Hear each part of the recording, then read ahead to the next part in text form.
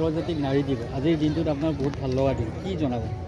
আমি আচলতে আজি যেহেতু আন্তৰ্জাতিক নাৰী দিৱস গতিকে এই নাৰী দিৱসটো আমি কি ধৰণে উদযাপন কৰিব পাৰোঁ আৰু কি ধৰণে উদযাপন কৰিলে আমাৰ মহিলাসকলে উৎসাহিত হ'ব পাৰে বা তেওঁলোকক আমি প্ৰেৰণাদায়ক এটি কাৰ্যসূচীৰে তেওঁলোকক আমি আত্মবিশ্বাস যোগাই তুলিব পাৰোঁ তেনেকুৱা এটা প্ৰচেষ্টাহে আমি হাতত লৈছোঁ।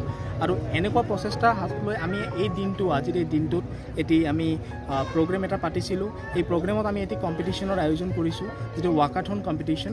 এই ৱাকাথন কম্পিটিশ্যনত আমি আমাৰ স্থানীয় বহুত যুৱতীসকল আছে, আমি যুৱতীসকলক লৈ আৰু মহিলাসকলক লৈও আমি এই প্ৰতিযোগিতাটো আয়োজন কৰিছোঁ। আৰু এই প্ৰতিযোগিতাত স্থান লাভ কৰাটো আমি বেছি আমি স্থান দিয়া নাই, কাৰণ ইয়াতে অংশগ্ৰহণ কৰাটোৱে এক প্ৰকাৰৰ প্ৰেৰণা আৰু সেই প্ৰেৰণাটো যাতে আমি যোগাই তুলিব পাৰোঁ তাৰ কাৰণেহে তেনেকুৱা প্ৰতিযোগিতাটো আয়োজন কৰিছোঁ।